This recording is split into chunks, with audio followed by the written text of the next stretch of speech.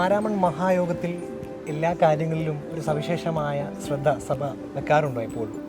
സഭയുടെ ഉണർവും ഉന്മേഷവും പ്രാർത്ഥനയിലൂടെ വളർന്നു വരിക എന്നുള്ളത് തന്നെയാണ്. പമ്പാതീരത്തെ മണൽത്തീരത്തെ ഓരോ മണൽത്തരിയിലും പ്രാർത്ഥനയുടെയും വിശ്വാസത്തിൻ്റെയും അനേകായിരം കഥകൾ പറയുവാനുമുണ്ട്. മാരാമൺ മണപ്പുറത്തെ ഏറ്റവും വലിയ ശ്രദ്ധാകേന്ദ്രമാണ് ഇവിടുത്തെ ഈ ഒരു ചാപ്പൽ, ഒരു ആരാധനാലയം താൽക്കാലികമായി നിർമ്മിക്കപ്പെട്ടിരിക്കുന്നത്. ഈ ആരാധനാലയത്തിൻ്റെ പ്രസക്തി എന്താണ്? എന്തുകൊണ്ട് ഇങ്ങനെ ഒരു ആരാധനാലയം ഇവിടെ സ്ഥിതി ചെയ്യുന്നു? പ്രാർത്ഥനയുടെ ഒരു അംശത്തിലൂടെ ഈ സഭയോടൊപ്പം ചേർന്ന് നിൽക്കുന്ന സഭയുടെ സുവിശേഷകനായിരിക്കുന്ന ജെയിൻ സാർ ഇപ്പോൾ നമ്മളോടൊപ്പം ഉണ്ട്. തീർച്ചയായിട്ടും സാർ ഇപ്പോൾ ഈ ചാപ്പലിനെ കുറിച്ചും ഇവിടുത്തെ ഒരു ശുശ്രൂഷകൾ എന്താണ്? ഞാൻ മനസ്സിലാക്കുന്നത് നേരത്തെ മാരാമൺ മഹായോഗത്തിൽ ഇങ്ങനെ ഒരു ചാപ്പൽ കുറച്ച് നാളുകളായിട്ടുണ്ട്. അപ്പോൾ എങ്ങനെ സാറിന് ഇത് ഫീൽ ചെയ്യുന്നു? എന്താണ് ഈ ആരാധനാലയം കൊണ്ട് ഉദ്ദേശിക്കുന്നത്? നമ്മൾ നേരത്തെ പന്തലിന് പുറത്തുള്ള ഒരു ചെറിയൊരു പ്രാർത്ഥനാ റൂമായിരുന്നു നമുക്കുണ്ടായിരുന്നത്. സ്ത്രീകൾക്ക് വേറെ പുരുഷന്മാർക്ക് വേറെ ആയിട്ടുള്ള ഒരു ചെറിയൊരു സ്ഥലം, റൂം പോലെയാണ് ഉണ്ടായിരുന്നത്. അതിൽ നിന്ന് മാറി നമുക്ക് എല്ലാവർക്കും ഒന്നിച്ച് വന്ന് പ്രാർത്ഥിക്കാൻ വേണ്ടിയിട്ടാണ് ഇങ്ങനൊരു ചാപ്പലിൻ്റെ ഒരു ഐഡിയ ഞങ്ങൾക്ക് വന്നത്. ഇപ്പോൾ ഒരു 3 വർഷമായിട്ട് ഇങ്ങനെ ഒരു ചാപ്പൽ ഉണ്ടാക്കുകയും ഇവിടെ എല്ലാ ആൾക്കാരും വന്ന് പ്രാർത്ഥിക്കുകയും ചെയ്യും.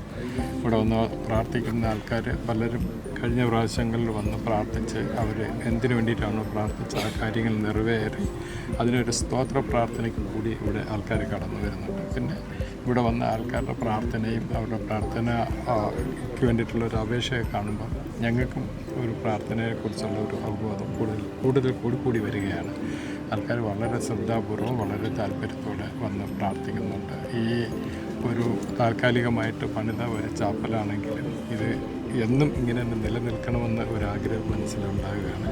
ഏറ്റവും നല്ല രീതിയിലാണ് ആൾക്കാർ വന്ന് പ്രാർത്ഥിക്കുകയും അവരുടെ കാര്യങ്ങളെല്ലാം ദൈവത്തോട് പറയുകയും ചെയ്യുന്ന ഒരു പുണ്യസ്ഥലമായിട്ട് ഇത് മാറി എന്ന് പോലും ഞാൻ പലപ്പോഴും ചിന്തിച്ചു പോകുന്നുണ്ട്. ഏറ്റവും നല്ലതായിട്ടാണ് ഇവിടുത്തെ പ്രാർത്ഥനയും മറ്റു കാര്യങ്ങളെല്ലാം.